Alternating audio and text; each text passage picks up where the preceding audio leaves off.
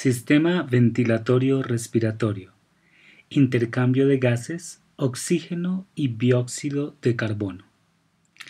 El sistema respiratorio comparte muchas cosas con el sistema anterior, el circulatorio. La razón es porque el sistema es el que permite el intercambio de gases entre el aire, la sangre y los tejidos. El sistema ventilatorio respiratorio, cuando uno lo mira en los libros de anatomía, no tanto en los de fisiología, nos dice que es el conjunto de órganos que proporcionan oxígeno y eliminan dióxido de carbono del organismo. Y sin embargo, eso no es completamente cierto. Y la anatomía tiende a eludir que la respiración va más allá. La respiración alcanza las mitocondrias y ese sistema respiratorio tiene que incluir la mitocondria. Por eso es que el sistema es mucho más amplio que lo que dice la anatomía. Y ahí está, digamos, las actividades que hace el sistema en su totalidad. La ventilación, básicamente, es la capacidad que uno tiene de mover aire desde el exterior al interior del sistema o eliminarlo o sacarlo fuera. Básicamente, la ventilación es todo el sistema que conduce el aire desde el exterior hacia los pulmones y el movimiento contrario. La respiración significa intercambio de gases. Hay una respiración externa, que es el intercambio de gases entre el aire y la sangre. Ahí es donde la anatomía dice que es el sistema. Sin embargo, falta algo: el transporte de gases. Una vez yo tomo oxígeno y libero dióxido de carbono, el oxígeno se tiene que llevar a todas las células del organismo. Eso lo logro porque tengo un medio para hacerlo, que es la sangre, por lo que yo debo comprender que la sangre tiene que ser parte de ese sistema ventilatorio respiratorio. Tercero, no solo llevarlo, sino que ahora debo volver a intercambiarlo, pero ahora al revés. Debo pasar el oxígeno a los tejidos y recuperar desde los tejidos el dióxido de carbono, y tengo que hacer un intercambio ahí. Eso es lo que se denomina respiración interna. Yo podría ir más lejos todavía. Puedo hacer respiración celular, que es el intercambio entre la matriz del tejido y el interior de las células. Pero puedo ir aún más lejos. Es el intercambio de los gases con la mitocondria. Yo la podría llamar la respiración mitocondrial. Si le preguntamos a un bioquímico ¿qué es respiración?, nos dice que es toda la actividad que hace la mitocondria. Sin embargo, para verlo en el conjunto, tiene uno que incluir todo lo demás. Pero el uso del oxígeno lo hace es la mitocondria. No hay ningún otro organelo que pueda manipular el oxígeno. Es más, el oxígeno es tóxico, excepto cuando lo manipula la mitocondria. Entonces, ese sistema tiene un conjunto de órganos que son ventilatorios y un conjunto de órganos que son respiratorios. El sistema ventilatorio es un sistema conductor.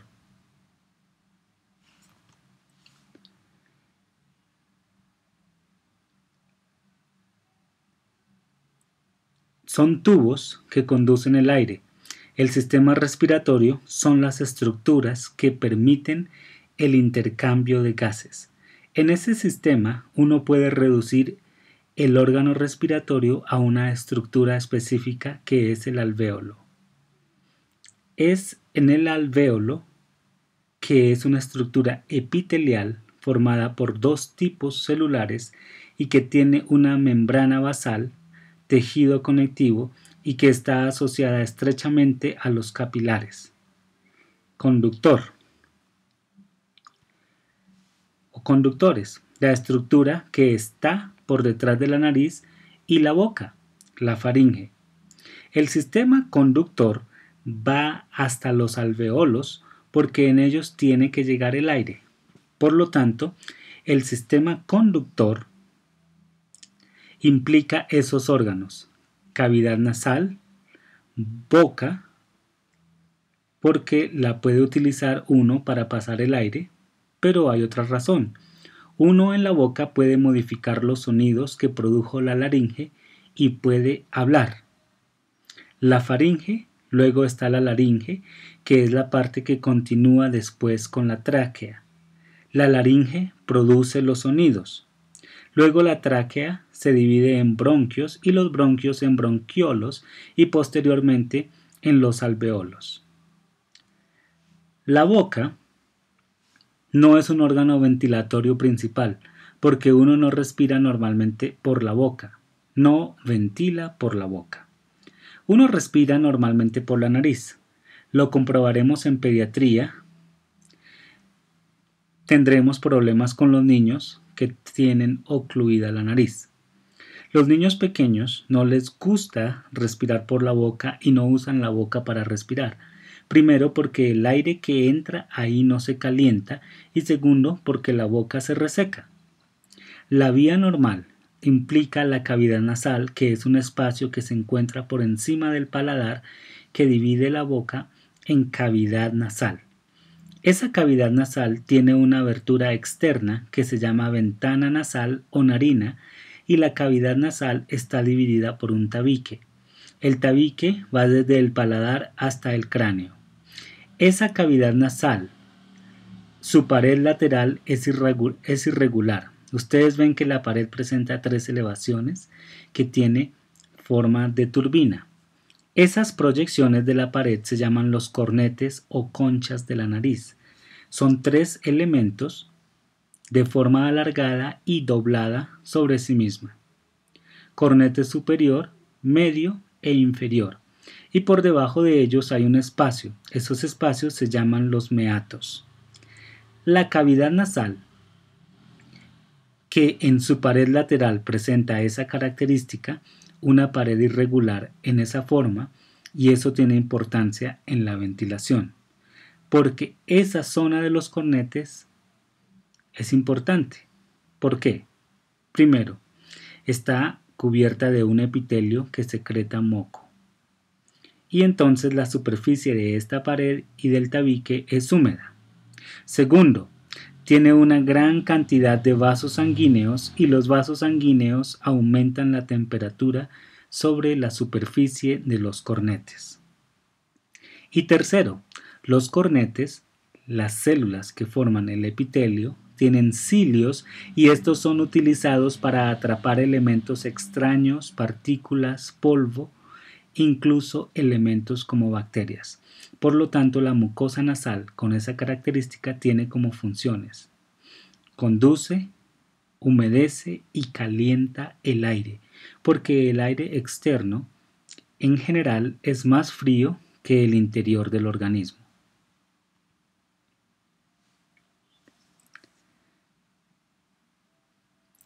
El aire en general es más seco afuera que adentro, por lo tanto tiene que humedecerse. Protege además de elementos extraños para evitar que pasen más abajo. Todo el mundo sabe que la cavidad nasal tiene otra función aparte de esta. Esa función es el olfato.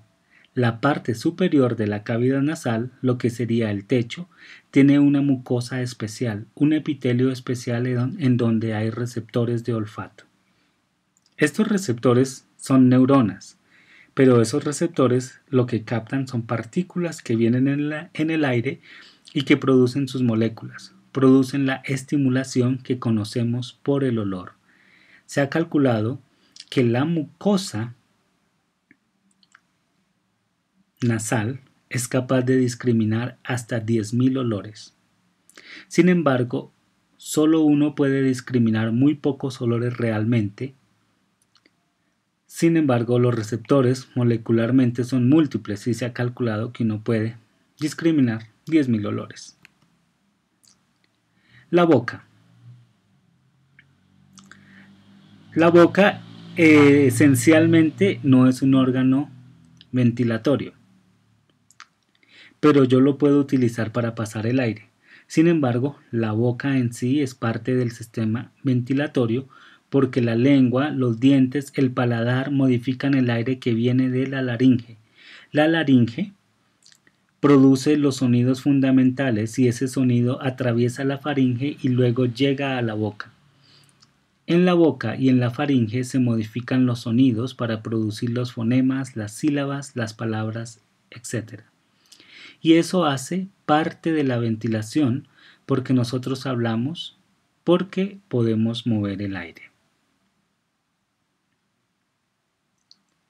Porque somos capaces de mover el aire desde los pulmones a través de la laringe, pero luego podemos modificar esos sonidos y modificar esos elementos. La boca es básicamente un órgano de la digestión. Es un órgano que permite la entrada del alimento. Uno puede masticarlo y empezar la digestión, que es fragmentar bioquímicamente el alimento y luego lo puede deglutir, es decir, pasar a la faringe. La otra función de la boca es el gusto. Los receptores de los sabores del gusto están en la lengua. Las funciones ventilatorias son la articulación de los sonidos y la ventilación. La fonación se produce en la laringe. El aire impulsado a través de la laringe, a través de las cuerdas vocales, me produce los sonidos. Los sonidos fundamentales salen de la laringe, pasan por la faringe y llegan a la boca. Y todos los órganos que tienen que ver con esa modificación hacen parte del sistema fonoarticular. La faringe, lo que comúnmente uno llama garganta. La faringe está posterior a 3 órganos. Está posterior a la cavidad nasal, está posterior a la boca y está posterior a la laringe. Por lo tanto, la faringe se suele describir formada por 3 partes. La nasofaringe o rinofaringe. Rino, porque rino significa nariz. Es la faringe que está por detrás de la cavidad nasal. La bucofaringe es parte de la faringe que está por detrás de la boca. A veces la llaman orofaringe. Y la parte inferior de la faringe, que no está marcada porque no es parte del sistema respiratorio, es la laringofaringe, que está por detrás de la laringe.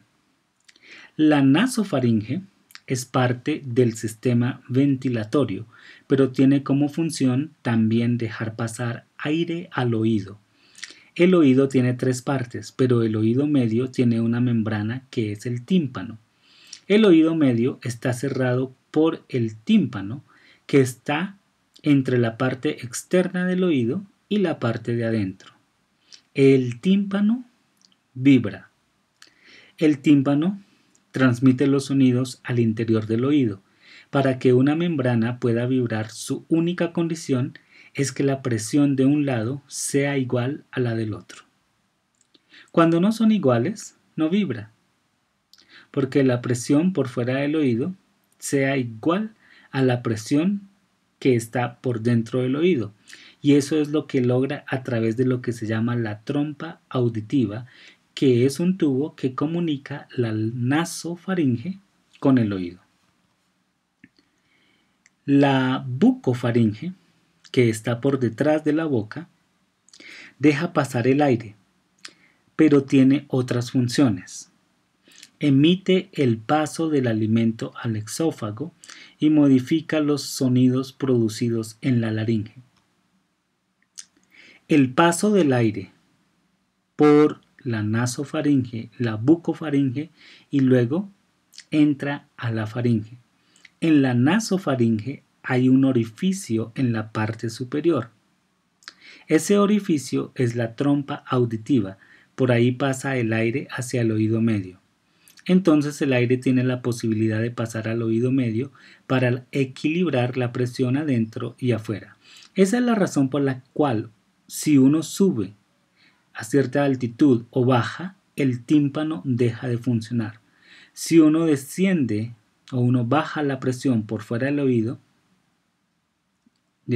o la presión es mayor que la presión adentro, uno deja de oír y el tímpano se empieza a hundir y eso produce dolor. Lo que hace uno es tratar de abrir la trompa auditiva bostezando, masticando o tragando.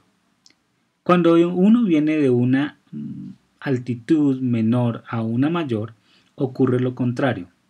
Ahora en el oído la presión es mucho mayor y hasta que no se equilibra, no le abre el paso. Sin embargo, los cambios son más importantes cuando uno desciende. La laringe. La laringe es un órgano completo. El órgano más complejo del cuello es la laringe. Es un órgano que tiene muchas funciones, pero uno siempre aprende que la función de la laringe es la producción de sonidos. Uno cree que esa es la función esencial, pero no lo es, porque la función esencial es dejar pasar el aire. La laringe está formada por cartílagos y por debajo de ella está la tráquea. En realidad es muy similar a la tráquea en el sentido que tiene un hueco en la mitad que deja pasar al aire, solo que su interior es más complejo y la laringe comunica atrás con la faringe. La parte superior de la tráquea es la laringe. Uno puede tocarse la laringe por delante en la parte superior del cuello. Tiene dos cartílagos que puede tocarse en el cuello. La laringe hace parte de la vía ventilatoria y por lo tanto es esencial para el paso del aire. Tiene un defecto entre comillas. La laringe presenta el sitio más estrecho de la vía ventilatoria y es el sitio donde ocurre la obstrucción de la vía aérea. Se calcula que en el mundo mueren unas 200.000 personas al año por una obstrucción de la vía aérea porque se obstruye y no pasa el aire. La laringe tiene otra función esencial y es que impide que pasen elementos extraños a la tráquea. Y los elementos extraños que más pasan a la tráquea son los alimentos. Entonces, lo que hace la laringe cuando uno come, cuando uno deglute, es cerrarse. La mayor parte de las muertes por atragantamiento es por alimentos. La tercera función es la que uno sabe que es la producción de los sonidos, la fonación. Los sonidos que se producen son básicamente las vocales. Todo lo demás, la unión de esas vocales y la producción de consonantes, está por encima de la laringe. El hueso hioides es el único hueso del organismo que no está articulado con otro elemento. Está suelto. No está unido a otro hueso o a otro cartílago. Sin embargo, está unido a la lengua, a la mandíbula, al cráneo por ligamentos y músculos. La laringe cuelga del hioides. El elemento del cuello que más prominencia hace y que uno se lo puede tocar fácilmente, casi que por completo, es el cartílago tiroideo. Es lo que se llama la manzana de Adán o prominencia laríngea. Es más prominente en los hombres que en las mujeres y los niños. Luego hay un espacio pequeño que uno también puede tocar y luego hay otro cartílago, el cartílago cricoides. Es importante porque si uno se toca ese hueco y uno es médico, ese hueco puede servir para salvar a alguien, porque el hueco queda por debajo del sitio más estrecho. Entonces, si se atora, el hueco le sirve para pasar un tubo y el hueco es superficial y es relativamente sencillo. Esa laringe vista por su mitad y abierta, vemos que presenta dos elementos y un hueco entre los dos. La laringe presenta lo que se denomina la cuerda vocal, que es un pliegue elástico que es el que vibra con el aire y que puede producir los sonidos. El pliegue que está por encima es el pliegue vestibular y se llaman cuerda vocal falsa. Si es falsa, no es una cuerda vocal. Por lo tanto, el término ya no se usa. Vemos un hueco entre los dos. Ese hueco es el ventrículo, donde se produce la secreción que lubrica la cuerda vocal. Yo puedo observar directamente la laringe, aunque la puedo observar de forma indirecta usando un espejo de odontología. Si coloco ese espejo en la parte postero superior de la boca y lo inclino hacia abajo y le proyecto una luz al espejo, lo que veo al fondo es la laringe. Ese procedimiento se llama laringoscopia indirecta. Es indirecta porque la estoy mirando a través de un espejo. Lo debemos aprender cualquier estudiante de medicina. Yo puedo hacer laringoscopia directa, es decir, yo puedo pasar un tubo y puedo observar directamente la laringe, y si el tubo es flexible de fibra de vidrio con una cámara interna y una luz interna, yo paso el tubo, lo paso a la faringe, a la laringe, a la tráquea y a los bronquios. Por lo tanto, si paso el tubo, que es un endoscopio, el endoscopio me permite ver directo la laringe. La diferencia es que en la primera no se ve tan clara y se ve invertida la imagen. También los anestesiólogos necesitan siempre tener un tubo dentro de la laringe y la tráquea mientras el paciente está dormido, y la única manera de colocarlos por la boca, aunque se puede también con la nariz, pero lo hacen es por la boca. Cuando yo hago una laringoscopia o laringoscopía, lo que estoy viendo es la laringe. En rojo están las cuerdas vocales. Aquí están abiertas. La persona está respirando. Acá, al lado derecho, las cuerdas están pegadas una a la otra. El espacio que hay entre una cuerda vocal y la otra es el espacio que se denomina glotis. La glotis, si está abierta, me deja pasar el aire, pero si está cerrada, lo que me hace es producir el paso a presión del aire a través de los bordes de las cuerdas vocales. El paso del aire lo que hace es que las pone a vibrar una contra la otra. El problema con la glotis es que es el sitio más estrecho, entonces cualquier elemento extraño puede quedar atrapado en la glotis y el aire no podría pasar. Debido a que la laringe no es fácilmente accesible, cualquier maniobra que uno intente para sacar el elemento que está ahí, lo que hace es meterlo más. Por eso es que cuando hay un objeto extraño en la glotis, lo mejor que uno puede hacer es aumentar la presión por debajo de la glotis, tratando de sacar el aire a presión que expulsa el elemento. El 90% de los casos se logra. En el 10% o se muere el paciente o se tiene que hacer una abertura por debajo de la glotis, el sitio más fácil, por debajo del cartílago tiroides. Esa es la vía del aire.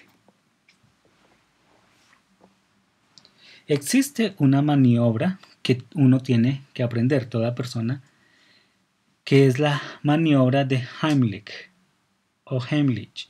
Esa maniobra no es solamente para los estudiantes de medicina. Esa maniobra es para todo el mundo. La maniobra es sencilla. La persona que va a hacer la maniobra se coloca por detrás de la persona atorada o atragantada. Coloca sus manos en la parte superior del abdomen, los puños cerrados, y hace una contracción súbita sobre la parte superior del abdomen. Eso aumenta la presión dentro del abdomen y expulsa lo que está en la glotis. El 90% de los casos funciona. Si no funciona, la única manera es abrir un hueco y pasar un tubo aquí. Si se está lejos de una clínica, se puede usar cualquier cosa, cualquier cilindro que tenga un hueco. Los más fáciles son los de esfera. Esa maniobra es una maniobra relativamente sencilla porque es superficial. Me van a decir que por qué no una traqueostomía, es decir, abrir la tráquea. Más fácil, más grande, muchos problemas. La tráquea está más abajo, más profunda. Se ha ido para atrás, está cubierta por músculos y lo peor, está cubierta por una gran cantidad de venas. Y la persona no me va a esperar. La traqueostomía no se debe hacer fuera de las salas de urgencia.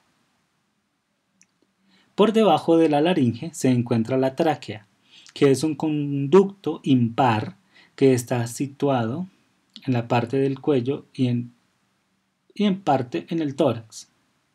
Generalmente se dice que está formada por piezas de cartílagos llamadas anillos traqueales, pero uno supone que el anillo es completo. Sin embargo, no lo es porque tiene forma de herradura. Por delante es cartílago, por detrás no tiene cartílago, tiene tejido fibroso.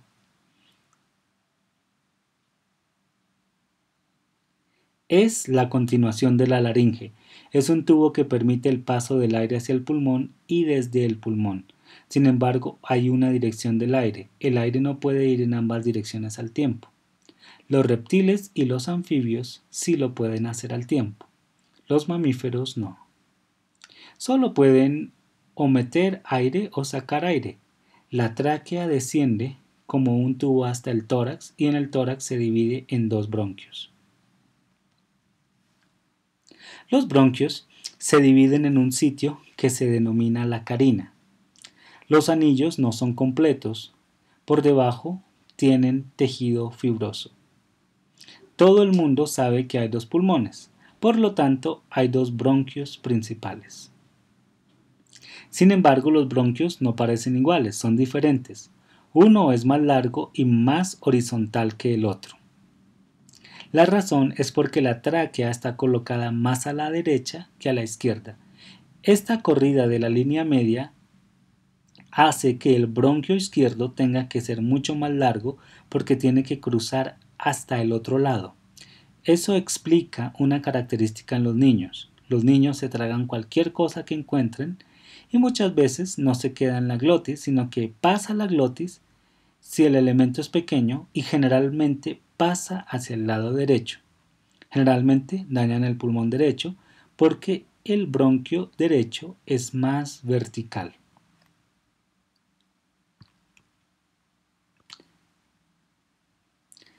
El pulmón es un órgano.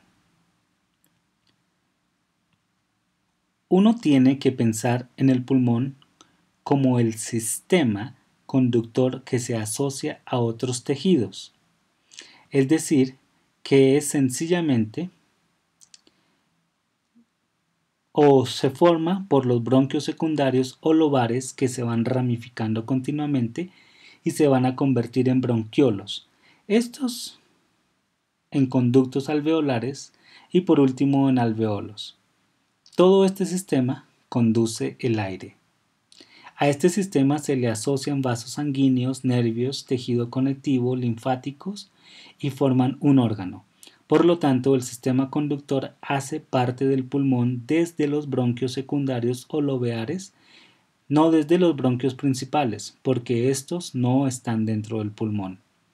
El aire tiene que llegar hasta los alveolos y por lo tanto en el sistema conductor o ventilatorio incluye todos los conductos, incluidos los alveolos.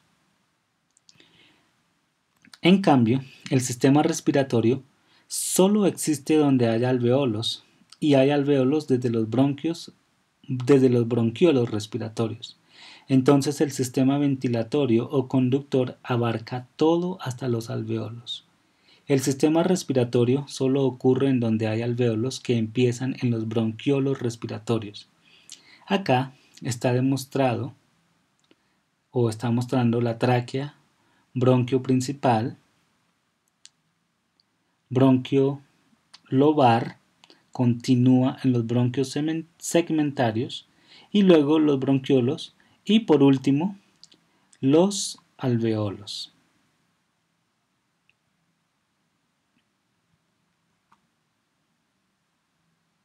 Los bronquios lobares son del lado derecho 3 y del izquierdo 2, porque en el lado derecho hay 3 lóbulos pulmonares y en el izquierdo 2. Luego los bronquios lobeares se dividen en bronquios segmentarios, que son 10 en cada lado. 10 derechos e izquierdos, segmentarios en anatomía y segmentarios en anatomía y fisiología significa un segmento es la zona de un órgano o que está irrigado por una sola arteria o en este caso donde llega un solo bronquio, es decir, a esta zona solo le lleva aire un bronquio segmentario. En el riñón a cada segmento renal le llega una sola arteria. Los bronquios segmentarios se transforman en bronquiolos que son más pequeños y van perdiendo el cartílago hasta que los últimos bronquiolos que aquí están en azul le aparecen alvéolos. Esos alvéolos, alvéolo significa saco pequeño, son estas proyecciones en la pared en forma de saco muy delgados y que están pegadas a capilares sanguíneos. Ahí se hace el intercambio. Los primeros alvéolos aparecen en los bronquiolos respiratorios. Luego viene un conducto alveolar, que es la continuación del bronquiolo, que contiene alvéolos también y que se ramifica como los ramilletes de una uva para pasar o para formar los sacos alveolares, y los sacos alveolares están llenos de alvéolos. La sangre que llega a los alvéolos viene de la arteria pulmonar que sale del ventrículo derecho, forma capilares, adquiere oxígeno, libera dióxido de carbono y se devuelve por la vena pulmonar y llega a la aurícula izquierda. Entonces, los alvéolos están envueltos por capilares cuya sangre llega por la arteria pulmonar sin oxígeno y la sangre se devuelve por la vena pulmonar con oxígeno. En el alvéolo, el oxígeno está pasando del alvéolo al capilar y el dióxido de carbono se libera del capilar al alvéolo, que es lo contrario que pasa entre los tejidos y los capilares. El oxígeno sale del capilar al tejido y el dióxido de carbono llega al capilar. El pulmón derecho tiene 3 lóbulos: superior, medio e inferior. Las líneas que vemos son las fisuras. El pulmón izquierdo solamente tiene 2 lóbulos y solo vemos una fisura: lóbulo superior y lóbulo inferior. Esto aquí dentro del pulmón, por donde entran y salen los vasos y los bronquios y los nervios, a esto se le llama el híleo pulmonar. En azul se ven las venas, en rojo las arterias y atrás el bronquio. Los pulmones están recubiertos por una membrana que se llama la pleura, pero hay una pleura parietal y una pleura visceral. La pleura parietal es la que está pegada a las costillas y al diafragma. La pleura visceral es la que está pegada al pulmón. Entre la pleura parietal, que es la que está pegada a las costillas, y la visceral, que es la que está pegada al pulmón, hay un espacio estrecho lleno de líquido. Ese espacio se llama la cavidad pleural. Uno puede respirar, mover los pulmones porque la cavidad pleural tiene una presión negativa y esa presión negativa hace que se pueda expander el pulmón cuando uno contrae el diafragma. Aquí vemos una radiografía del pulmón. En realidad una radiografía del fantasma del pulmón, porque aquí no se ve el pulmón y la razón es porque dentro del pulmón hay aire y los rayos X atraviesan el aire y queman la plata, y si queman la plata se ve negra. Lo que se ve negro ahí es lo que en teoría sería el pulmón, pero no se puede ver nada más. Si se puede ver algo del pulmón, todas esas partes opacas ahí alargadas, eso se ve opaco por lo que ocurre con las costillas o con los órganos ahí densos. No dejan pasar bien los rayos y si no pasan no se quema la plata y se puede ver. Eso ocurre lo mismo.